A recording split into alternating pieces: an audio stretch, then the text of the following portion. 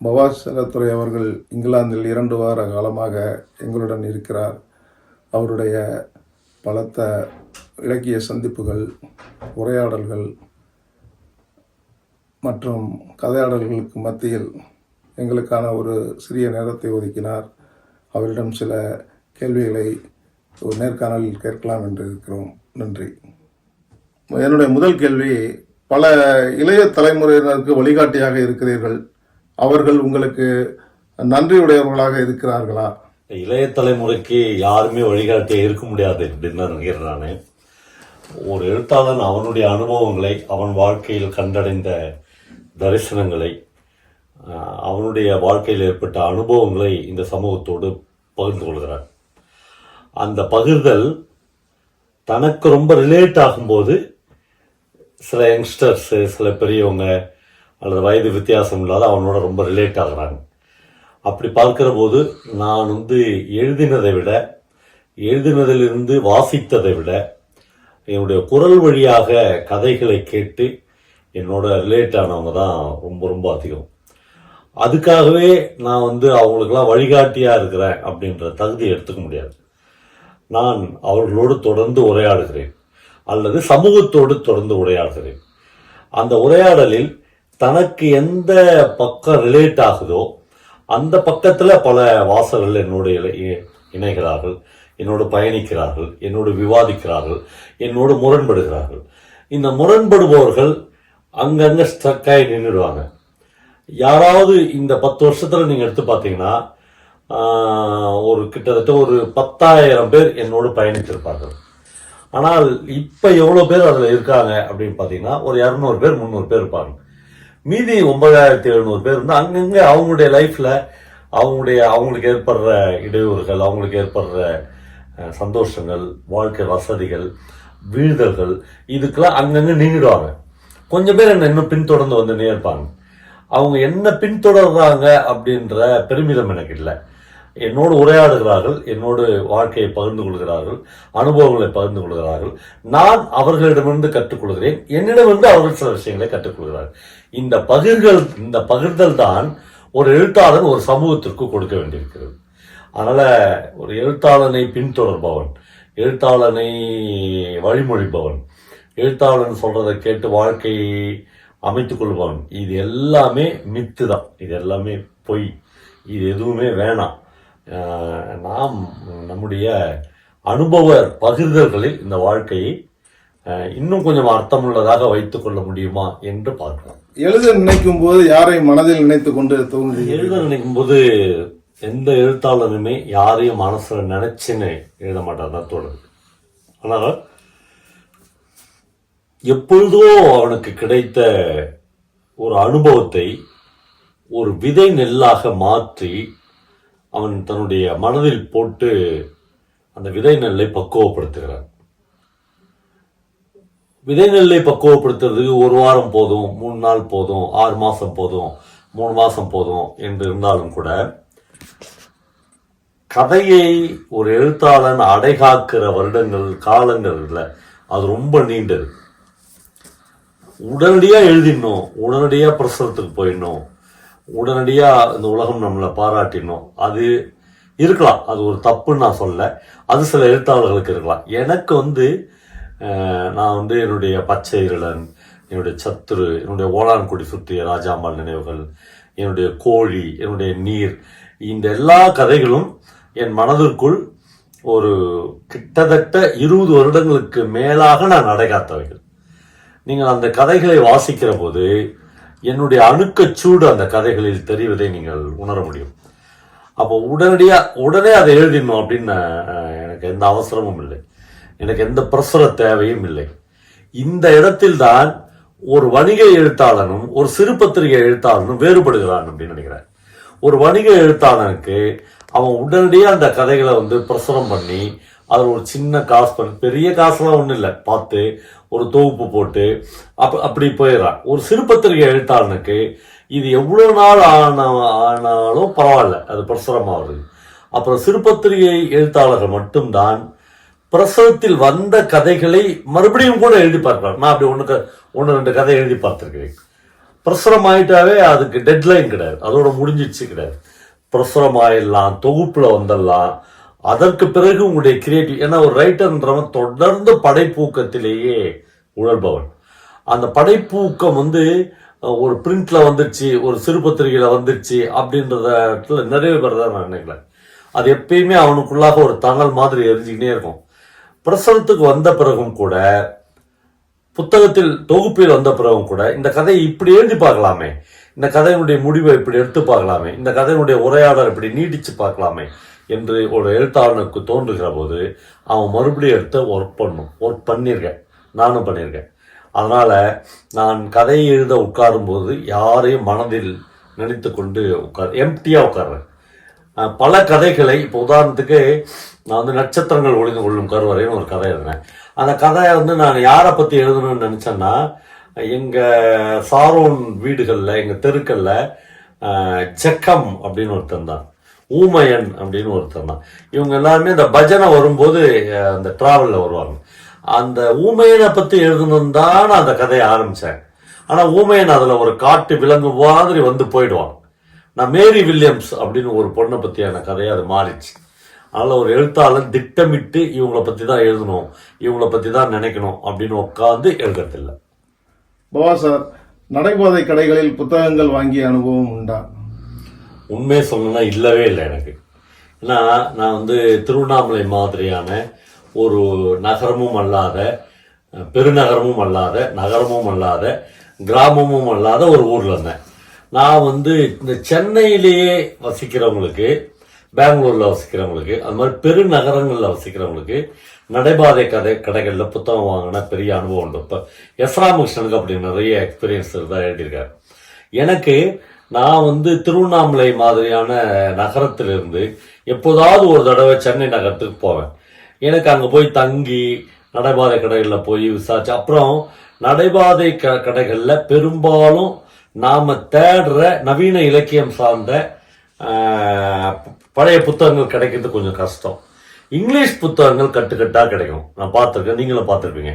அந்த மாதிரி இங்கிலீஷில் வாசிக்கிற ராமகிருஷ்ணன் மாதிரியான ஆட்களுக்கு அது பொருந்தும்.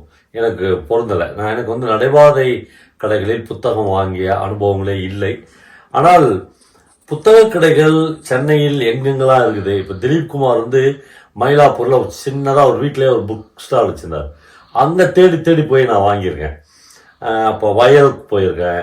அது மாதிரி நிறைய இடங்கள் இருந்துச்சு. புக் லேண்ட்ஸ் போயிருக்கேன். அது மாதிரி இந்த பிராண்டடான புக் ஸ்டால்களை தவிர்த்துட்டு சில இடங்களுக்கு போனால், இப்போது எங்கள் ஊர் பக்கத்தில் கள்ளக்குறிச்சின்னு ஒரு ஊர் இருக்குது.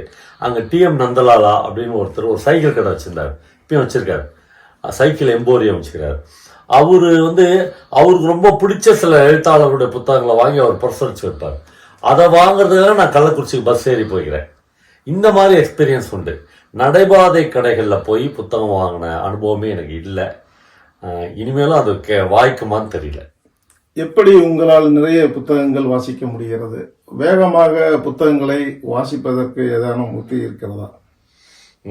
ஒன்று, நான் வந்து ரொம்ப வேகமாக வாசிக்கிற ஆள் கிடையாது. ஜெயமோகன்லாம் வந்து நான் பார்த்துருக்கேன், புத்தகங்கள் அப்படி தள்ளுவார். நான் ஒரு தடவை அவரை கேட்டேன், சார் என்ன சார் நீங்கள் புத்தகத்தை தள்ளுறீங்க, படிக்கிறீங்களா இல்லையான்னு கேட்டேன். அவர் சொன்னார், நீங்கள் இதில் எந்த பக்கத்தில் என்னன்னு கேளுங்க, நான் சொல்ல முடியும்னாரு. இது வந்து ப்ராக்டிஸு, வாசித்து விவேகானந்தருக்கு அப்படி ப்ராக்டிஸ் உண்டு. சில நிமிடங்களில் அவரால் 70 பக்கம் 60 பக்கம் படிக்க முடியும்னு சொல்லுவாங்க. அப்படி வாசிக்கிற சக படைப்பாளிகளை, அப்படி வாசிக்கிற தீவிரமான வாசகர்களை பார்த்து வியப்பிலும் ஆச்சரியத்திலும் உறைந்து போனவன் நான். ஆனால் நான் அப்படி வாசிக்கிற ஆள் இல்லை. ஜெயகாந்தன் ஒரு தடவை சுந்தரராமசாமியுடைய ஒரு புத்தக வெளியீட்டு விழாவில் சொன்ன மாதிரி, சங்கீதம் கேட்பது மாதிரி வாசிக்க வேண்டும் சொல்லுவார். அவ்வளவு மென்மையாக, மெதுவாக, அவசரம் இல்லாமல் நிதானமாக வாசிக்கக்கூடிய ஆளுங்க. எனக்கு எந்த பர்பஸும் கிடையாது வாசிக்கிறதுல. எப்போனாலும் வாசிப்பேன். அப்புறம் மிக தீவிரமாக வாசிக்கிற ஆள் கிடையாதுங்க. வாசிப்பேன், கொஞ்ச நாள் நிலத்தில் வேலை பார்ப்பேன், கொஞ்ச நாள் சினிமாவில் நடிக்க போவேன், கொஞ்ச நாள் வீட்டு வேலைகள் பார்ப்பேன், கொஞ்ச நாள் நிலத்து வேலைகள் பார்ப்பேன். இப்படி ஒரு கலவையான ஆள் தான் நான். அதனால் ரொம்ப தீவிரமாக வாசிக்கிற ஆள் இல்லை. ஆனால் கடந்த 40-50 வருடங்களாக 40 வருடங்களாக அப்படி வச்சுக்கலாம். 20 வயசுல நான் வாசிக்க ஆரம்பிச்சேன்னு வச்சுக்கலாம். 40 வருடங்களாக வாசிப்பு என்னை விட்டு அகலவே இல்லை. ஏதோ ஒரு வகையில் எனக்குள்ளாக அதை தக்க வச்சுனேங்கிறேன். அது ஒரு சில பீரியட்ல கூடும், ஒரு சில பீரியட்ல குறையும், ஒரு சில பீரியட்ல அகலமாகும், ஒரு சில பீரியட்ல ஆழமாகும். ஆனா வாசிப்பு என் கூடயே தான் இருக்கு. சில வாசகர்களுக்கு அல்லது சில ரைட்டர்ஸ்க்கு நம்மளே பார்த்தலாம், தூக்கி போட்டுருவாங்க. பாடா எத்தனை வருஷம் இதை போட்டு மல்லடிக்கிறது, நம்மளால முடியல, நம்ம வேற ஒரு லைஃப்ல போகலாம். ஏன்னா இவன் கூட இருக்கிறவங்களாம் லௌகீக ரீதியான மிகப்பெரிய பொருளாதார உப்பல்ல இருப்பான், ரொம்ப பெருசா பெருத்திருப்பான். அதை பார்த்து இவன் ரொம்ப சலிப்பாகி அந்த மாதிரி நம்ம ஆயிடணும் அப்படின்னு வாசிப்பை தூக்கி போட்டுப்போம். அப்படி போனவன் பெருசா அவனை மாதிரியே ஆயிருக்க மாட்டான், 2 கட்டனா மாறிடுவான். எனக்கு அது தோணல. நிதானமாக வாசிக்கணும். ஆனா வாசிக்கணும் அப்படின்னு எடுத்து வச்சிருக்கிற புத்தகங்கள், வாங்கி வச்சிருக்கிற புத்தகங்கள், அதுவே இன்னும் பல 100 அல்லது பல 1000 இருக்கும். பல புத்தகங்கள் இன்னும் தொடக்கூட முடியல. இந்த சமயத்தில் இன்னும் நான் பதிவு செய்ய விரும்புகிறேன். 10 புத்தகங்களுக்கு ஒரு புத்தகங்கள் கவிதைகளை படிக்கிறவன் நான். சின்ன வயசுலேயே என்னுடைய வாசிப்பில் அப்படி வச்சுக்கிறேன். அப்புறம் நான் ஃபிக்ஷன் மேக்சிமம் படிக்க மாட்டேன் நான். அப்புறம் ஹிஸ்ட்ரி, அந்த மாதிரி விஷயங்கள் நான் உங்ககிட்ட என்ன சொன்னேன், எனக்கு ஆர்வம் கம்மி. படிக்கவே மாட்டேன்ல, ஆர்வம் கம்மி. எனக்கு நடைமுறை வாழ்க்கை, அதில் உள்ள சிக்கல்கள், அதில் உள்ள மனிதர்கள், இது ரொம்ப முக்கியம். இப்போ நான் என்னை ரிவ்யூ பண்ணி போகும்போது கடந்த ஒரு 2-3 வருஷமா கவிதைகள் படிக்கிறது என்கிட்ட இருந்து ரொம்ப குறைஞ்சிருச்சோ அப்படின்னு தோணுது. இது எல்லாமே ஒரு வாசகனுக்கு கிடைக்கக்கூடிய இயல்புகள், ஒரு வாசகனுக்கு கிடைக்கக்கூடிய பரிசுகள், ஒரு வாசகனுக்கு கிடைக்கக்கூடிய நிராசைகள் எல்லாமே இதுக்குள்ள இருக்கு. இப்போ ரொம்ப சமீப காலமாக நான் கவிதைகள் ரொம்ப குறைச்சிட்டணும்னு தோணுது. ஆனால் ரொம்ப கம்பல்ஷன் இல்லாமல், கான்சியஸ் இல்லாமல் மறுபடியும் கவிதைகளை வாசிக்க தோணும். ஒரு பீரியடில் எனக்கு சுகுமாரன், சமயவேல், மனுஷபுத்திரன், விக்ரமாதித்யன், கல்யாண்ஜி, கலாப்பிரியா, அப்படி ஒரு மிகப்பெரிய செட்டு கவிஞர்களை படிப்பேன். இப்போ லேட்டஸ்டாக படிக்கிறேன் நான். இசை, வெயில், அந்த மாதிரியான சாதுரை, அந்த மாதிரி நிறைய யங் போயிட்ஸ், பூவிதர் உமேஷ், அப்படி படிக்கிறேன். ஆனாலும் கூட ரொம்ப குறைஞ்சிச்சோ அப்படின்னு தோணுது. அதனால் ஒரு 5-6 புக்கு ஃபிக்ஷன், ஒரு 2-3 புக்கு நான் ஃபிக்ஷன், நடுவில் ஒரு அழகான ரோஜா பூ மாதிரி ஒரு கவிதை புத்தகம், அப்படி வாசிப்பு அமைஞ்சிச்சுன்னா இன்னும் கொஞ்சம் லைவாக, இன்னும் கொஞ்சம் லவபிளாக என்னோட ரீடிங் மாறும் அப்படின்னு நினைக்கிறேன். உங்களிடம் தான் இது கேட்பதற்கு பொருத்தமாக இருக்குன்னு நான் நினைக்கிறேன். அது ஒரு கதை சொல்லியிடம் கேட்பதற்கு ஆக தகுதியான கேள்வியாக பார்க்குறேன். குழந்தைகளுக்கு கதை சொல்லுகிற பழக்கம் குறைந்து கொண்டு வருகிறது. அது பற்றி கதை சொல்கிற வழக்கம் குறைஞ்சிடுச்சு அப்படின்ற அந்த கான்செப்டை அப்படி முழுக்க நான் ஒத்துக்கிறேன். ஏன்னா எல்லா வீடுகளிலும் ஒரு தாத்தா இருந்தார், எல்லா வீடுகளிலும் ஒரு பாட்டி இருந்தாங்க, எல்லார் வீடுகளிலும் தரையில் படுத்து தூங்கணும், எல்லாரும் தனித்தனி பெட்ரூம் இல்லாமல் ஒரு ஹாலில் படுத்து தூங்கணும். அப்போ தன்னுடைய பேத்திகளுக்கு, தன்னுடைய பேரன்களுக்கு இவர்கள் போட்டி போட்டுக்குன்னு கதைகள் சொன்னாங்க. அப்படியே காலம் கொஞ்சம் மாறுது. அம்மாக்கள் கதை சொல்ல ஆரம்பித்தாங்க. இப்போ என் ஒய்ஃப்லாம் என் பையனுக்கு, பெரிய பையனை காலேஜ் படிக்கும்போது கூட கதை சொல்லுவான். ஒரு கதை சொன்னாதான் அவன் தூங்குவான். அப்படி இருந்துச்சு. இந்த அம்மாக்கள் கதை சொல்ல ஆரம்பிக்கிற காலகட்டங்களில் தொழில்நுட்பங்கள் குறுக்கிட ஆரம்பிச்சிருச்சு. அதுக்கு முன்னாடி வரலாம் இல்லை. அமைதியாக அவங்க படித்த கதையை, அவங்க கேட்ட கதையை, நான் என்னுடைய பதிப்பில் எழுதியிருக்க பல கதைகள் எங்கள் அம்மாட்ட கேட்ட கதைகள். பச்சை இருளன், சத்ரு, அதெல்லாம் எங்கள் அம்மா சொன்ன கதைகளை நான் மாடர்ன் ஷார்ட் ஸ்டோரியாக மாற்றுறேன். இப்போ அம்மாக்கள் கதை சொல்கிற இந்த பீரியடில் தொழில்நுட்பங்கள் குறுக்கிட ஆரம்பிச்சிச்சு. இப்போ குறுக்கிட ஆரம்பிக்கும் போது அம்மாக்களுக்கு எங்கே இருந்தாலும் கதைகள் வேணும். பாட்டி தாத்தாக்களுக்கு கொட்டி கிடந்த வாழ்வியல் அனுபவங்கள் அம்மா அப்பாக்களுக்கு கம்மி. அதனால இவங்க 2 வகையில் தங்களுடைய கதைகளை தாங்கள் அடையலாம். ஒன்று வாசிப்பின் மூலமாக அவங்க அடைய முடியும். ஏன்னா தாத்தா பாட்டிக்கு இருந்த அனுபவங்கள் இவங்களுக்கு இல்லை, ரொம்ப கம்மி. அந்த சமயத்தில் கரெக்டாக டெலிவிஷன் உள்ள நுழைஞ்சி, நான் உனக்கு சீரியல் சொல்கிறேன், நான் உனக்கு சினிமா காமிக்கிறேன், நான் கதை சொல்கிறேன் ஆயிடுச்சு. பல வீடுகளில் ரொம்ப புரிந்து கொள்ளாமையினுடைய உச்சத்தில் இந்த சீரியல் கதைகள், இந்த தமிழ் சினிமாவினுடைய 3ஆம் தரமான மட்டமான கதைகள், இதையே கொஞ்சம் மாற்றி அல்லது அதையே தங்கள் குழந்தைகள்கிட்ட வாழ்ந்து எடுத்த பெற்றோர்களும் இருக்காங்க. இப்போ என்னன்னா, தாத்தா பாட்டிகள் கதை சொல்றது போயிடுச்சா, அம்மா அப்பாக்கள் கதை சொல்றது குறைஞ்சிச்சா, இப்போ ப்ரொஃபஷனலான கதை சொல்லிகள் வந்திருக்காங்க, குழந்தைகளுக்கு கதை சொல்றாங்க. தமிழ்நாட்டில் எனக்கு தெரிஞ்சு 100 பேர் சொல்ல முடியும் என்னால். அவங்க எல்லாரும் ப்ரொஃபஷனலாக கதை சொல்றாங்க. இந்த கதைகளை நான் கேட்டிருக்கேன். அதில் ஒரு 10 பேரை தவிர மீதி 90 பேர் ரொம்ப அமைச்சூர்த்தனமாக கதைகள் சொல்கிறாங்க. அது குழந்தைகளுக்கு ஏற்புடையதாகவே இருக்காது. அவங்க சீக்கிரமாக அவங்ககிட்ட இருந்து போயிடுவாங்க. அவங்க நான் குரங்கு மாதிரி, நான் பூனை மாதிரி, நான் ஆக்ஷன்லாம் கொடுத்து அது எல்லாமே ரொம்ப மிமிக்ரே பண்ணுற மாதிரி இருக்குது. அப்படி இல்லாமல் உண்மையிலேயே குழந்தைகளுக்கு கதை சொல்கிறது அப்படின்றது இப்போ எனக்கு சுட்டு போட்டால் கூட வராது. நான் பெரிய கதை சொல்லி, ஆகச்சிறந்த கதை சொல்லிலாம் சொல்கிறாங்கல்ல, எனக்கு ஒரு குழந்தைக்கு கூட என்னால் கதை சொல்லி என் கூட கூட்டின்னு போகவே முடியாது. அப்போ அது பயங்கர டேலண்ட் வேணும். நீங்கள் நீங்கள் நினச்சிக்கோங்க, நம்ம மூஞ்ச மாதிரி குரங்கு மாதிரி சுழிச்சா ஒரு குழந்தைக்கு பிடிச்சிக்கணும், அதெல்லாம் பிடிக்காது. குழந்தை உங்ககிட்ட போயிடுவான். அதனால் பயங்கரமான திறமைகள் வேணும் அதுக்கு. அந்த திறமைகள் அன்கான்சியஸாக நடக்கணும், கான்சியஸாக நடக்கக்கூடாது. கான்சியஸாக நான் குழந்தைக்கு நான் கதை சொல்ல போகிறேன்னு ஒருத்தர் வரக்கூடாது. உன்னுடைய கதைகள் குழந்தைகளுக்கு பிடிக்கணும். இந்த பைப் ஊதுனா அவங்க கூடயே போவாங்கள்ல குழந்தைங்க, அந்த மாதிரி உங்கள் கதை சொல்லிகள்கிட்ட வரணும். அது கிராமங்களில் உருவாகணும்னு எனக்கு தோணுது. நகரங்களில் உருவாகிறதுல இந்த கிராமத்தில் ஒரு அண்ணன் இருப்பார், அவர் வீட்டுக்கு போனால் எப்பயுமே கதை சொல்லுவார். அல்லது அவரை நம்ம வீட்டுக்கு கூட்டின்னு தான் எப்பயுமே கதை சொல்லுவார். கூழகிரி சாமியுடைய அன்பளிப்பு மாதிரியான கதைகள் இருக்குதுல்ல, அதெல்லாம் இந்த ரேஞ்ச் தான். இப்போ அன்பளிப்பு கதையெல்லாம் என்னால் கூட குழந்தைகளுக்கு சொல்ல முடியாது, பெரியவங்களுக்கு தான் சொல்ல முடியும். ரொம்ப ரொம்ப டெக்னிக்கலாக ரொம்ப கடினமான இடம் அது. நம்ம குழந்தைகளுக்கான சிறார் கதை சொல்லிகள் அப்படின்னு சொல்லிக்கிற பல பேர் இந்த கான்செப்டை தப்பாக புரிஞ்சுன்னு குழந்தைகள் முன்னால் தோற்று போகிறாங்க, அல்லது குழந்தைகள் முன்னால் கதை சொல்கிறதுக்கு திணறாங்க அப்படின்னு சொல்லலாம். பாபா சார், கனவு தொழிற்சாலையில் நீங்கள் இருக்கீங்க, நிறைய அனுபவங்கள் கிடைத்திருக்கோம். சினிமா அடிப்படையிலான புத்தகங்கள் எழுதும் எண்ணம் ஏதேனும் உண்டா? வாழ்நாள் அப்படி ஒரு எண்ணம் இல்லவே. சினிமாவை பற்றி, கனவு தொழிற்சாலை பற்றி எழுதணுன்ற அனுபவங்கள் எனக்கு இது பெருசாக வாய்க்கலை. ஏன்னா மிகப்பெரிய அளவில் விருப்பம் இல்லாதையே தான் அங்கே போகிறேன். 2 காரணங்கள் பல என்னுடைய நேர்காணல்களை சொல்லிக்கிறேன். ஒன்று, என்னுடைய பல நண்பர்கள் கான்டெம்பரரியான இயக்குநர்களாக இருக்காங்க, அவங்க கூப்பிடுறாங்க. அவங்க கூப்பிடும்போது என்னால் போகாத இருக்க முடியாது. சில இயக்குநர்கள் உங்களை மைண்டில் நினச்சிங்கன்னு இந்த கேரக்டரை எழுதினேன் சார், அதனால் நீங்கள் வாங்கன்றாங்க, அதனால் நான் போகிறேன்.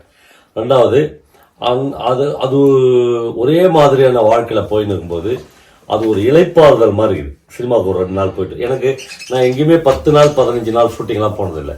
2 நாள் 3 நாள் அப்புறம் ஒரு பிரேக் அப்படிலாம் கிடைக்கும். அது ரொம்ப ஜாலியாக இருக்கும். அப்புறம் அவங்க காசில் பல்வேறு நிலப்பரப்புகளுக்கு போகலாம், கொடைக்கானல் போகலாம், குழு மணாலி போய்க்கிறேன், அது மாதிரி நிறைய இடங்களுக்கு அவங்களுடைய செலவுகளில் போயிட்டு வரலாம். நாமளே விரும்பி போனால் அது ஒரு டூரிஸ்டாக மாறிடும். நண்பர்களோட போகிறது, ரூம் போடுறது, குடிக்கிறது அப்படிலாம் மாறிடும். அப்படிலாம் இல்லாமல் அவங்க கூட போகும்போது ஒரு ஒர்க்கு பெர்மிட்டோடு போகிறோம், அது ரொம்ப ப்ளஷராக இருக்குது. ஒன்று. 2வது, அதை தவிர்த்து எனக்கு சினிமா மைண்டில் ஏறவே மாட்டேங்குது. அதோடு அதை முடிச்சுட்டு வந்துடுறேன். பல படங்கள் இப்போது இந்த மாதமே நான் நடித்த கோழிப்பண்ணை சந்திரதுரை, சட்டம் என் கையில், தி பேராஷூட் 3 படம் வருது. 3 படமும் ப்ரீவியூ ஷோ கூட நான் பார்க்கல. எனக்கு அதில் பெரிய ஆர்வம் இல்லை. வரும்போது தேட்டரில் போய் பார்த்துக்கலாம் அப்படின்னு தான் தோணுது. அதனால் கனவு தொழிற்சாலை பற்றி நான் என்றைக்குமே படம் புஸ்தகம் எழுத மாட்டேன். அது ஆனால் என்னென்னா, என்னுடைய கதைகளில் வருகிற மனிதர்கள், என்னுடைய கதைகள் அல்லாத நான் ஃபிக்ஷனில் வருகிற மனிதர்கள் இருக்காங்களே, அவங்க இந்த சமூகத்தின், இந்த நிலப்பரப்பின் எல்லா இடங்களிலும் பரவி இருக்கிறார்கள். அதில் சினிமாவிலையும் பரவி இருக்காங்க. அவங்கள பற்றி நான் எழுதிக்கிறேன். என்னுடைய எல்லா நாளும் கார்த்திகை புக்கில் பல பர்சனாலிட்டிஸ் சினிமா சார்ந்த ஆட்கள். அப்படிதான் நான் எழுதுவேனே ஒழிய, நான் இந்த படத்தில் நடிக்கும் போது எனக்கு இப்படி ஒரு அனுபவம் வந்துச்சு அது எழுதவே மாட்டேன். அது தேவையில்லை. உங்களுடைய அர்ஜாயின் கேள்வியாக நானே என்ன ஒரு கேள்வி கேட்டுக்கிறேன். இந்த கனவு தொழிற்சாலையை பற்றி எழுத மாட்டேன். ஒன்று. 2வது, நான் நிறைய வெளிநாடுகளுக்கு ட்ராவல் பண்ணினேங்கிறேன். எனக்கு தெரிஞ்சு இப்போ ஜெயமோகனுக்கு அடுத்தது அதிகமான நாடுகளுக்கு ட்ராவல் பண்ணவன்னு என்னதான் சொல்லலாம் ரைட்டர்ஸில் அப்படி பண்ணிக்கிறேன். ஆனால் நான் இன்னும் பயணக்கட்டுரையே எழுதுனதில்லை. ஏன்னா நான் சரியாக 20ஆம் தேதி செப்டம்பர் 20ஆம் தேதி 2021 பாரிஸில் போய் இறங்கிய போது அப்படின்னு ஒரு கட்டுரை என்னால் ஆரம்பிக்கவே முடியாது. ஆனால் இந்த அனுபவங்களை முழுக்க என்னுடைய மனதில் தேக்கி வச்சுக்கிறேன். இந்த நாடுகளில் நான் பார்த்த மனிதர்களின் உருவங்களை, மனிதர்களுடைய அன்பை, மனிதர்களுடைய எல்லாவற்றையும் நான் எனக்குள்ள வச்சுனே இருக்கேன். அதை பின்னாடி நான் எழுதும்போது ஃபிக்ஷன்லேயோ நான் ஃபிக்ஷன்லேயோ பயணக்கட்டுரையிலையோ இவங்க எல்லாம் உள்ள வருவாங்க. சேர்ந்து சேர்ந்து இந்த அனுபவங்கள் வரும். நான் 3 மாதத்துக்கு முன்னாடி இங்கிலாந்து வந்திருந்தேன். அந்த பயணத்தில் இங்கிலாந்து பற்றி ஒரு வார்த்தை கூட எழுதக்கூடாது அப்படின்ற மனநிலையோடு போனேன். இந்த நாட்டு வந்து உங்களோடலாம் இங்கிலாந்தில் ஒரு 10-15 நாளாக சுற்றினுக்கிறேன். இந்த தடவை இங்கிலாந்து பற்றி மட்டும் தனியாக ஒரு புக் எழுதலாமா அப்படின்னு தோணுது. ஏன்னா இந்த தடவை தான் நான் நினச்ச எக்ஸ்பீரியன்ஸ் முழுக்க எனக்கு கிடைச்சிச்சு. அப்புறம் நான் பல நேர்காணல்களில் சொன்ன மாதிரி, பல தடவை எழுதின மாதிரி, ஒரு நாட்டினுடைய நிலப்பரப்பை விடவும், அந்த நாட்டினுடைய கட்டடங்களின் அதிசயங்களை விடவும், அந்த நாட்டினுடைய நெடுஞ்சாலைகளுடைய ஒழுங்கை பற்றி, அப்புறம் குடியிருப்புகளுடைய வசீகரம் பற்றி, இதெல்லாம் விட அந்த நாட்டில் இருக்கிற மனிதர்கள், அந்த நாட்டில் புலம்பெயர்ந்து போய் வாழ்கிற மனிதர்கள், அந்த நாட்டில் இருக்கவே கூடாது அப்படின்னு நினச்சினே இருக்கிற மனிதர்கள், இவங்க தான் என்னை ரொம்ப அட்ராக்ட் பண்ணுறாங்க. இவங்க தான் என்னை எழுதுன்னு சொல்கிறாங்க. நான் என்னுடைய பயணக்கட்டுரைகளை எழுதும்போது இந்த நிலப்பரப்பு, அதனுடைய குடியிருப்பு, அதனுடைய பருவநிலை எல்லாம் பின்னாடி போய் இந்த மனிதர்கள் தான் முன்னாடி வருவாங்க. அப்படி எழுதுனா அது எனக்கு சிறப்பான ஒரு புத்தகமாக அமையும் நினைக்கிறேன். பவா சார், நீங்கள் தமிழ்நாடு சிறைகளுக்கு போய் சிறை கைதிகளை பார்த்த அனுபவம் உண்டா? அங்கு பெற்ற அனுபவம், கற்ற அனுபவம் குறித்து. நல்ல கேள்வி இது. எனக்கு பாஸ்கரன் அப்படின்னு ஒரு சைக்காட்ரிஸ்ட் நண்பர் இருக்கார். அவர் தான் என்னையும் சைலஜாவையும் ஒரு தடவை புழல் சிறைக்கு கூப்பிட்டாரு. பெரிய எக்ஸ்பீரியன்ஸ் தான் அது. பல்வேறு சோதனைகளுக்கு உட்பட்டு தான் நம்மளை உள்ள அலோவ் பண்ணுறாங்க. அப்படி போன உடனே எங்களை வந்து ஒருத்தர் கூட்டின்னு செல்வம்னு நினைக்கிறேன் அவர் பேர். அவர் தான் கூட்டின்னு போய் எங்களை எல்லாம் பண்ணார். அவர் எல்லாருமே தூக்கு செல்வம்னே சொல்கிறாங்க. என்னென்னா அவருக்கு வந்து தூக்கு தண்டனை விதிக்கப்பட்டுது. அதுலேருந்து கடைசி நேரத்தில் தப்பிச்சுக்கிறார் அவர். ஆனால் சிறையிலே இருக்கார். சிறையில் இருக்கும்போதே 10-11 வருஷம் சிறையில் இருந்துட்டு பரோலில் வெளியே வந்து கல்யாணம் பண்ணிட்டு போய்க்கிறார்.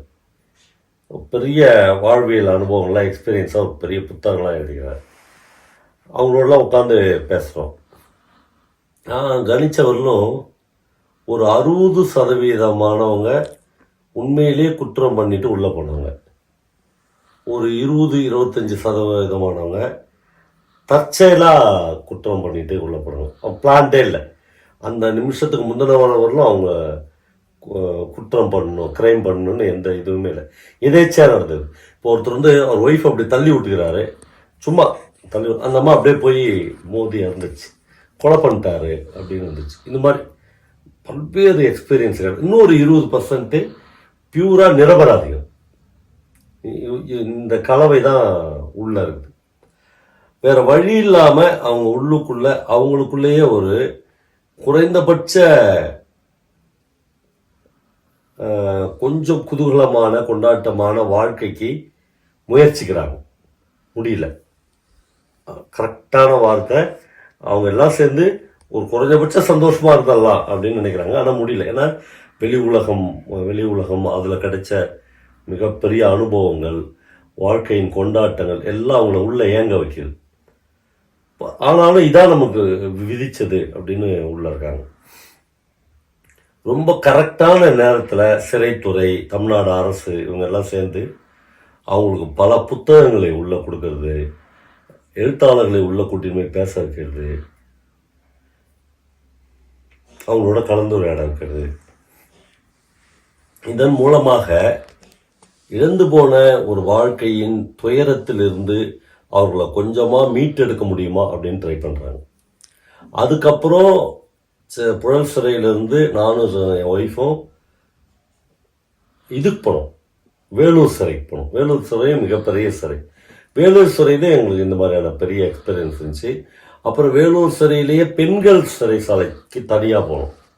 அங்கே நாங்கள் பார்த்த பெண் கைதிகள், அவங்களுடைய துயரம், அவங்களுடைய வாழ்க்கை, அவங்களுடைய அனுபவம், அவங்களுடைய கிரைம் எல்லாமே ரொம்ப ஒரு படைப்பாளியாக என்னை ரொம்ப டிஸ்டர்ப் பண்ணிச்சு. அங்கேயும் இப்போ 10 வருஷத்துக்கு முன்னாடி இருந்த மிக இறுக்கமான சூழல் இல்லை சிறைச்சாலைகளுக்குள்ள. ஏன்னா கொஞ்சம் ஃப்ளெக்சிபிளாக அவங்கள வந்து எழுத, படிக்க, வாசிக்க, அப்புறம் அவங்கள வந்து பர்ஃபார்மிங் ஆர்ட்ஸுக்குள்ள அவங்க உள்ள பறை வாசிக்கிறதுக்கு, தோட்டம் பண்ணுறதுக்கு, இப்படி பல்வேறு வகையில் டைவெர்ட் பண்ணி இது அங்கே இருக்கிற சிறை அதிகாரிகளை பொறுத்து ஒவ்வொரு இடத்துல மாறுபடுது. இப்போ புழல் சிறையில் எக்காலஜிக்கலாக ரொம்ப இன்ட்ரெஸ்டான ஒரு அதிகாரி இருந்தார்னு வச்சுங்க, அந்த புழல் சிறை முழுக்க க்ரீனிஷாக மாறும், காய்கறிகள் விளைவிக்கிறது. அப்படி அங்கே இருக்கிறவருக்கு ஒருத்தருக்கு ஆர்ட் அண்ட் லிட்ரேச்சர் மேலே பயங்கரமான இன்ட்ரெஸ்ட்னா தன்னுடைய ஆளுமைக்கு உட்பட்ட இந்த கைதிகளை புத்தகம் வாங்க வைக்கிறது, புத்தகம் அவங்கள வாசிக்க வைக்கிறது, அதில் விவாதிக்க வைக்கிறது அப்படின்னு மாறும். இது முழுக்க முழுக்க அதிகாரம் எங்கே இருக்குதோ அந்த அதிகாரத்தில் இருக்கிறவங்களுக்கு என்ன மாதிரியான இன்ட்ரெஸ்ட் இருக்குதோ அந்த மாதிரி தனக்கு கீழே உள்ள கைதிகளை வந்து அவங்க வச்சுக்கிறாங்க. ஆனால் இந்த 2 சிறை அனுபவமுமே எனக்கு ரொம்ப மகத்தான அனுபவமாக இருந்துச்சு. நான் ரொம்ப சின்ன வயசில் கல்லூரி ஃபஸ்ட்டு வரும்போது இடதுசாரி இயக்கங்கள் எல்லாம் ஈடுபட்டு ஒரு பாரத் பந்த் அப்போ 1 வாரமோ 10 நாளோ வேலூர் ஜெயிலில் இருந்தேன். எனக்கு அந்த அனுபவமே ஒரு மகத்தான அனுபவமாக இருந்துச்சு. என் கூட இருந்தவங்க எல்லாமே அரசியல் கைதிகள் தான் அப்படின்ற போதும் நாங்கள் குற்றம் செஞ்சுட்டு வந்த கைதிகளே அங்கே பார்க்க நேர்ந்துச்சு. அதே சிறைச்சாலைக்கு ஒரு சிறைச்சாலை ஐஜி, டிஐஜி முன்னாடி அவர்களுடைய வரவேற்பில் கைதிகள்லாம் நின்று எங்களை வரவேற்று கூட்டின்னு போய் உங்கள் எக்ஸ்பீரியன்ஸை எங்களுக்கு சொல்லுங்கள் சார் அப்படின்னு கேட்கறது, நாங்கள் அவங்களோட பகிர்ந்து ஒரு மகத்தான விஷயம். வேறு எப்பயுமே எந்த பீரியட்லையுமே இதெல்லாம் எழுத்தாளனு கிடைக்கல. இந்த பீரியடில் தான் கிடைச்சிருக்கு, இந்த காலகட்டத்தில் தான் கிடைச்சிருக்கு. உண்மையிலே தமிழ்நாடு அரசுக்கு, அப்புறம் அங்கே இருக்கிற சிறை அதிகாரிகளுக்கு, இதுக்கெல்லாம் நாங்கள் வந்து ஒரு நன்றியுடையவர்களாக இருக்கணும். வணக்கம். வணக்கம். தங்களுடைய எழுத்துலக வாரிசு என யாரை குறிப்பிடுவீர்கள்?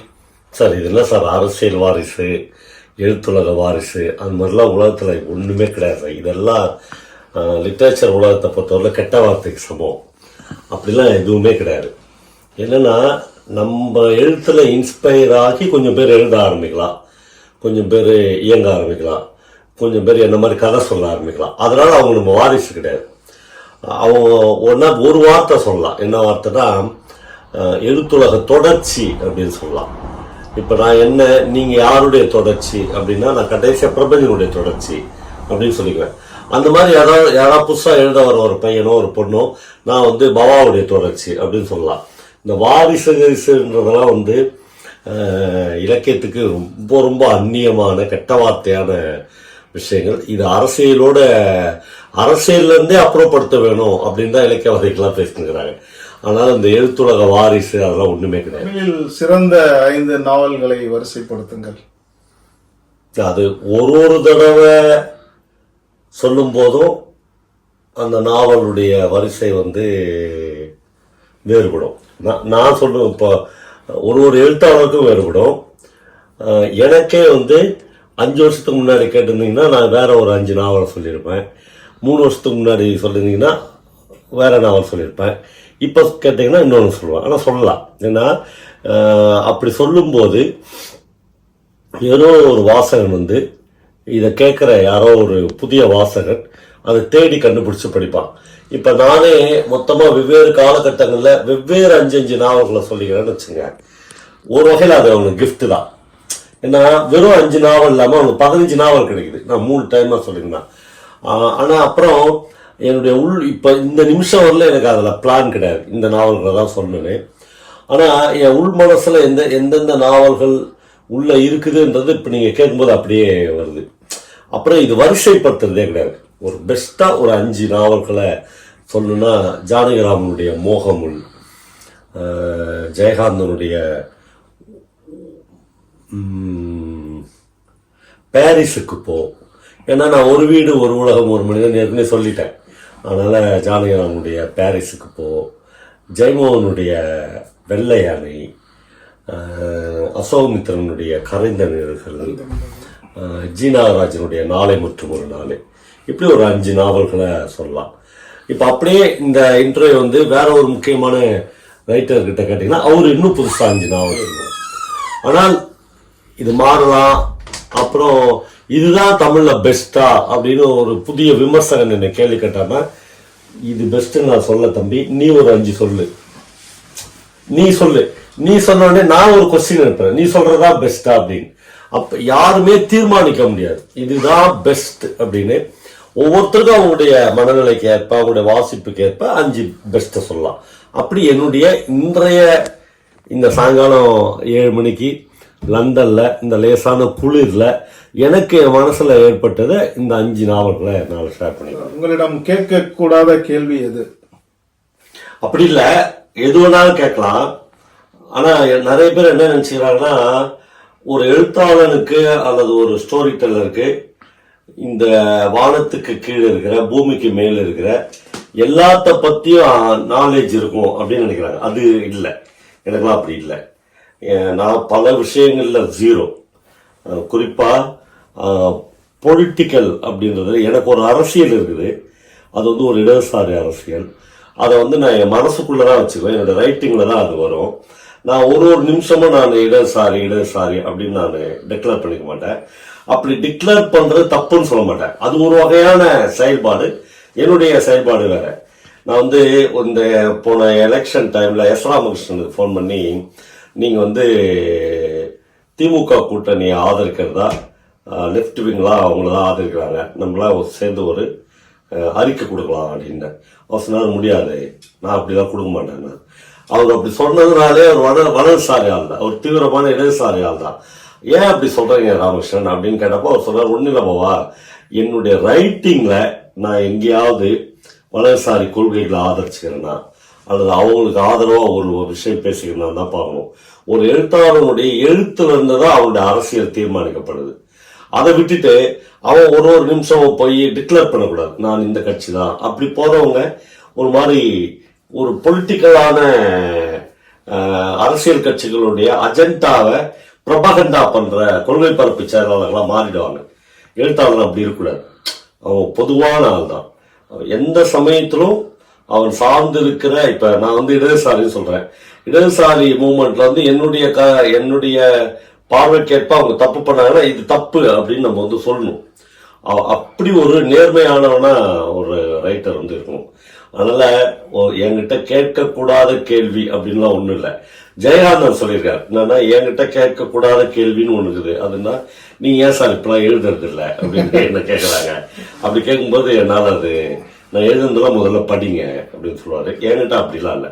எனக்கு தெரிஞ்ச விஷயங்களை நான் உங்ககிட்ட பகிர்ந்துக்க போறேன், எனக்கு தெரியாத விஷயங்களை நான் உங்ககிட்ட இல்லைன்னு சொல்ல போறேன். எல்லாத்துக்கும் போய் உங்க கருத்து சொல்லக்கூடாது.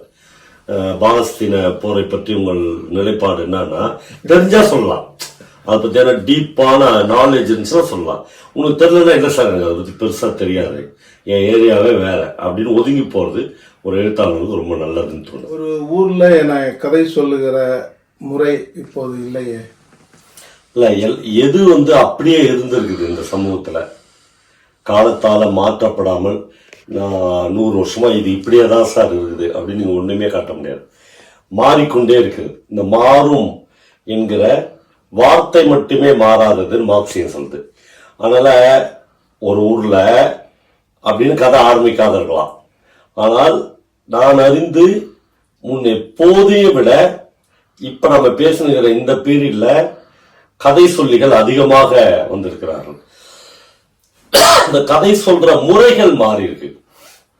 அப்புறம் ராமாயணம், மகாபாரதம் அப்படியான நம்முடைய இதிகாச கதைகளை கோயில்ல உட்கார்ந்து 3 நாள் 4 நாள் 5 நாள் 7 நாள் பாரதம் படிக்கிறது அப்படிலாம் இருந்த மெத்தட்லாம் மாறி இப்ப வந்து புதுசா யூடியூப்ல கதைகள் சொல்ல ஆரம்பிச்சுக்கிறாங்க. மகாபாரத கதைகளும் யூடியூப்ல சொல்லப்படுது. ஆனால் மாடர்ன் எழுத்தாளர்களுடைய புதுமைப்பித்தன் கதைகள் ஆரம்பிச்சு இன்னைக்கு எழுதினுகிற நரன் கதை வரையிலும் ஏராளமான பேர் ஏராளமான கதைகளை அவங்களுடைய பாணிகள்ல சொல்றாங்க. அப்படி சொல்லின்னு இருக்கிறதுல நான் ஒருத்தன். அதனால ஒரு ஊர்ல ஒரு ராஜா இருந்தாரு, அந்த கதையே நீங்க தேவைப்படல, அந்த மெத்தடும் தேவை, எல்லாமே காலாவதி ஆயிடுச்சு. அப்போ விஞ்ஞானத்தினுடைய தொழில்நுட்பத்தினுடைய நவீன நுட்பங்களை எல்லாத்தையும் நம்ம ஏத்துக்கிறோம். நீங்கள் நானும் 20-30 வருஷத்துக்கு இப்படி நான் வந்து இப்படி சார்ஜ் போட்டுன்னு இல்லை, நான் லுங்கி கட்டின்னு இருந்தேன், எல்லாமே மாறி இருக்கு. இந்த அறை மாறி இருக்கு, இந்த மைக் மாறி இருக்கு, நம்முடைய போன் மாறி இருக்கு, எல்லாமே மாறி இருக்கு. செங்கல் சைஸ்ல இருந்துச்சு நம்ம கிட்ட ஒரு போனு இல்லையா, பேனாசோனிக் போனு, அதெல்லாம் மாறி இன்னைக்கு ஆப்பிள் போனுக்கு வந்துட்டோம். எல்லாமே மாறுகிற போது கதைகளும் மாறும், கதை சொல்ற விதமும் மாறும், அது மாறி. இன்றைக்கு தொழில்நுட்பம் வேகமாக வளர்கிறது.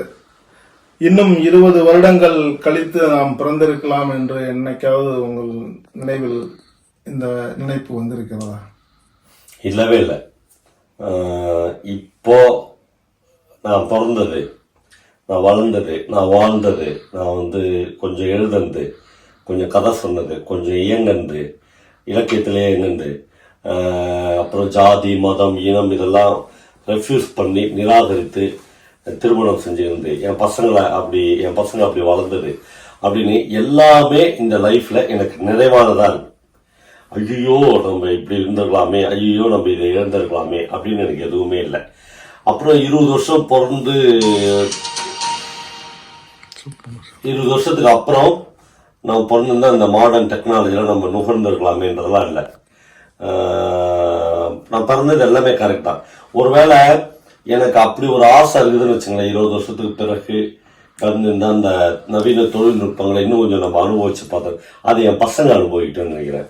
அப்புறம் என்னுடைய வாசகர்கள் அனுபவிக்கணும்னு நினைக்கிறேன். அப்புறம் என்னுடைய தம்பிமார்கள் அனுபவிக்கணும்னு நினைக்கிறேன்.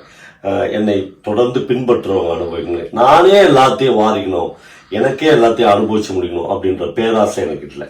இசை ஞானி இளையராஜாவின் இசை குறித்து, அதாவது ராஜா சார் வந்து ஒரு மேதை அப்படின்றதுல யாருக்குமே ரெண்டு கருத்து இருக்க முடியாது. அவரை வந்து பல்வேறு காரணங்களுக்காக கடுமையா விமர்சிக்கிறவங்களுக்கு கூட அவர் ஒரு மேதை அப்படின்றதுல எந்த மாறுபட்ட கருத்துமே கிடையாது. இந்த ஒரு நூற்றாண்டுக்கு ஒரு பெரும் கலைஞன் தோன்றான். அவன் வந்து பெரிய விவாதத்துக்கெல்லாம் நான் போக விரும்பல. அவன் பை பெர்த்தா அவன் பிறக்கிறானா அல்லது அவன் வளர்றானா, அவன் அந்த இடத்தை அடையிறானா, அதெல்லாம் வேற. ஆனா மொசாட் மாதிரி, பித்தோவன் மாதிரி, இளையராஜா மாதிரி எங்கேயோ ஒரு மகத்தான கலைஞன் வந்து பிறக்கிறான். அந்த அவருடைய இசை வந்து இல்லைன்னா, பல பேர் சொல்றதுதான் இந்த உலகத்தின் மிக பெரும்பான்மையானவர்கள் பைத்திய நிலைக்கு போயிருப்பாங்க. ஏதோ ஒரு வகையில் அவருடைய மியூசிக் தான் அவர்களை ஆற்றுப்படுத்துகிறது, அவர்களை அழ வைக்கிறது, அவர்கள் தங்களை பால்யத்தை நோக்கி நகர வைக்கிறது, தங்களுடைய சிநேகிதிகளை நினைத்து இரவில் அழ வைக்கிறது, என்னென்னவோ சொல்லலாம். அவருடைய இசை இல்லாத கார் பயணங்கள் வந்து சாத்தியமானே தெரியல. அப்படி ஒரு மகத்தான கலைஞர். என்ன பல ஒரு துறையில அவ்வளவு பெரிய மேதைகளா இருக்கிறவங்க பேசாம இருக்கிறது நல்லது. அப்படி ராஜா சார் வந்து பல நேரங்களில் பேசி அது வந்து ஒரு பெரிய சர்ச்சையாகி அப்புறம் சாதாரண அவருடைய கிட்ட கூட போக முடியாத அவர் விமர்சிக்கிறார்.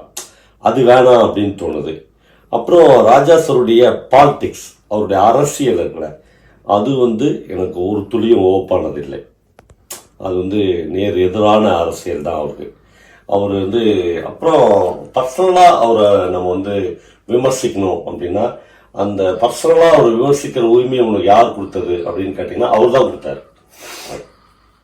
அதை என்னன்னா, அவர் வந்து ஒரு மக்கள்கிட்ட போன ஒரு மகத்தான கலைஞர். ஒரு பண்ணைபுரம்ன்ற ஒரு ஊர்லேருந்து சாதாரண மக்கள்கிட்ட கம்யூனிஸ்ட் கட்சி மேடைகளில் போய் அவங்க அண்ணனோட பாடி பல இரவுகள் நடந்து போய் லாரியில் போய் பட்னியாக கலந்து அப்படிலாம் தன்னுடைய வாழ்க்கையை தகவமைச்சிருந்தார். அவங்க கூடயே கடைசியில் இருந்திருக்கலாம். அங்கேருந்து ட்ராவல் ஆகி மடம், மடாலயம், சாமி, அதனுடைய எக்ஸ்ட்ரீம் என்னன்னா பிஜேபி, மோடி கவர்மெண்ட் அது வரலும் போறாரு. அது தேவையில்லை, அவர் இந்த பக்கமே இருந்திருக்கலாம் அப்படின்றதுதான் ஒரு படைப்பாளியே என்னுடைய ஆசை. சினிமாவில் நடிக்கிறீர்கள், தொலைக்காட்சி மெகா சீரியல்களில் நடிக்க ஆசை உண்டா? சினிமாவில் நடிக்கிறது ஆக்சிடென்ட்னு நான் பல தடவை சொல்லிக்கிறேன். அதுவே நண்பர்களுக்காகவும் இன்னும் சில என்னுடைய தேவைகளுக்காகவும் கூட வச்சுக்கலாம். ஆனால் பல மெகா சீரியலில் நடிக்க சொல்லி என்னை கேட்டாங்க. நான் வந்து முதல் வார்த்தையிலே நான் வாழ்க்கையிலே நான் செஞ்ச ஒரே தப்பு, இப்படி நண்பர்கள்ட்ட கேட்காம நான் போய் எடுத்த பிக் பாஸ் போனது தான். அது கூட நண்பர்கள்ட்ட கேட்டேன், யாரும் என்னை சரியாக டைரக்ட் பண்ணல. பல பேர் போங்கன்னு தான் சொன்னாங்க. ஆனால் இந்த தடவை நான் சுதாரிச்சுக்கினேன். நான் இப்போ கூட 3 மாதத்துக்கு முன்னாடி என்னை வந்து 2 வருஷத்துக்கு ஒரு மெகா சீரியலில் நடிக்க முடியுமான்னு கேட்டு எனக்கு சேலரிலாம் பேசினாங்க. தேவையே இல்லைன்ட்டேன். நான் வந்து திருவண்ணாமலைன்னு ஒரு அழகான ஊரில் இருக்கேன். எனக்கு அங்கே கொஞ்சம் நல்லா இருக்கு. அங்கே தினந்தோறும் என்னுடைய நண்பர்களை சந்திக்கிறேன், அவங்களோட சாப்பிட்றேன். எங்கள் வீட்டுக்கு நிறைய நண்பர்கள் வராங்க. இது எல்லாத்தையும் இழந்துட்டு ஒரு சீரியலில் நடித்து டெய்லி அவங்க தர ஒரு 20,000 25,000 ரூபாய்க்காக என்னுடைய சுயத்தை வந்து நான் இழக்க விரும்பல. அப்புறம் இந்த மெகா சீரியல்கள் வந்து ஒரு ஆகச்சிறந்த படைப்போக்கத்தை கொடுக்கல தமிழ்நாடு. அது வந்து ஒரு தேர்ட் ரேட்டடான ஒரு 3ஆம் தரமான வாழ்க்கையை, ஒரு 3ஆம் தரமான குடும்ப சிக்கல்களை, ஒரு 3ஆம் தரமான குடும்ப வன்முறைகளை எப்பொழுதும் முன்வைக்குது. அதில் அந்த சீரழிவுக்குள்ள நானும் போய் நின்று நானும் ஒரு பங்காற்றுகிறேன்ற பெருமிதங்கள் எனக்கு என்றைக்குமே கிடையாது. வரலாற்றின் பக்கங்களில் என்னைக்கும் கரும்புள்ளியாக இருக்கக்கூடிய பல சீரியல்களில் நானும் நான் ஒன்றுல கூட நடிச்சதில்லை என்ற பெருமிதத்தோட என்னுடைய கடைசி காலங்களோட நான் இருப்பேன். என்னைக்குமே நான் போய் சீரியல் நடிப்பேன். ஜெயகாந்தன் சமகால எழுத்தாளர்களை வாசிக்காதீர்கள் என புதிய எழுத்தாளர்களுக்கு அறிவுறுத்தினார். அது குறித்து உங்களுடைய பார்வை என்ன? ஒன்றும் இல்லை, அவர் எதுக்காக சொன்னான்னு தெரியல. ஆனால் ஒருவேளை அப்படி வாசிச்சா அவங்களுடைய பாதிப்பு உங்களுடைய ரைட்டிங்ஸில் வரும் அப்படின்னு அவர் சொல்லியிருக்கலாம். ஆனால் அது பயங்கர தப்பான கான்செப்ட். ஜெயகாந்தன் சொல்லிட்டாருன்றதுனால நான் அதை எடுத்துக்க முடியாது. ஜெயகாந்தன் தன்னுடைய கடைசி 15-20 ஆண்டு காலம் சமகால எழுத்தாளர்களை மட்டும் இல்லை, வாசிப்பிலிருந்தே முற்றிலும் விலகியிருந்தார். அதனால தான் அவரால் கடைசி காலங்களில் படைப்பூக்கமாக எழுதவே முடியல. அவருக்கு நேர் எதிராக சுந்தரராம் சாமி, அசோகமித்ரன் மாதிரியான ரைட்டர்ஸ் வந்து கடைசி சொல்லி வாசிச்சுன்னே இருந்தாங்க. அதனால எழுத்துலேயே இருந்தாங்க. ஜெயகாந்தனுக்கு வந்து தன்னுடைய எழுத்தின் மூலமாக கிடைத்த பிரபல்யம், தன்னுடைய எழுத்தின் மூலமாக கிடைத்த நண்பர்கள், தன்னுடைய எழுத்தின் மூலமாக கிடைத்த சுகபோகங்கள், இந்த மாதிரியான எல்லாத்தையும் வச்சு கடைசி 20 வருஷங்கள் வச்சு வந்து அவர் தான் அடைந்த உச்சத்துக்காக வாழ்ந்தவர்னு சொல்லலாம். கடைசி 20 வருஷத்துல அவர் எதுவுமே பண்ணல. அப்புறம் அவர் பண்ணாது எவ்வளவு நல்லது அப்படின்னு இப்ப தோணுது. ஏன்னா ஜெயசங்கரா மாதிரியான படு குப்பையான ஒர்க்கை வந்து அவர் எழுத ஆரம்பிச்சார்.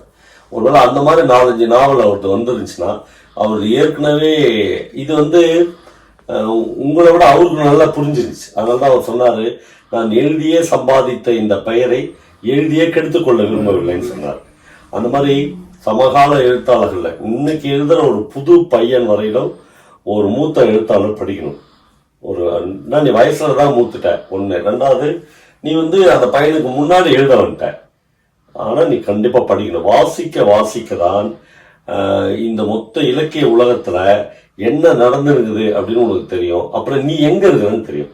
உன்னுடைய பிளேஸ் எங்க, இந்த வேர்ல்டுல உன்னுடைய பிளேஸ் எங்கன்னு தெரியும். அதனால மூத்த எழுத்தாளர்கள், வயது குறைந்த எழுத்தாளர்கள், இளைய எழுத்தாளர்கள், நவீன எழுத்தாளர்கள் அப்படிலாம் கிடையாது. எல்லா எழுத்தாளர்களின் சிறந்த படைப்புகளை ஒரு படைப்பாளியும், ஒரு விமர்சகனும், ஒரு எழுத்தாளனும், ஒரு வாசகனும் தொடர்ந்து வாசிக்க வேண்டும் என்று கேட்டுக்கொள்கிறேன். ஒரு இலக்கியவாதியாக, ஒரு கதை சொல்லியாக கதை சொல்லிக் கொண்டிருக்கிறீர்கள். நீங்க ஏற்கனவே திரையுலகத்தில் இருக்கிறீர்கள். ஒரு திரையுலக கலைஞனாக கதை சொல்லுகிற எண்ணம் ஏதும் உண்டா? அதாவது இயக்குனராக பரிணாமம் எடுக்க ஒரு தயாரிப்பாளரிடம் கதை சொல்வதற்கு எந்த ஆசையும் உண்டா? 20 வருஷமா இந்த வாய்ப்புகளும் நிறைய வந்துச்சு எனக்கு. ஒருபோதும் எனக்கு அந்த சாய்வு வரல.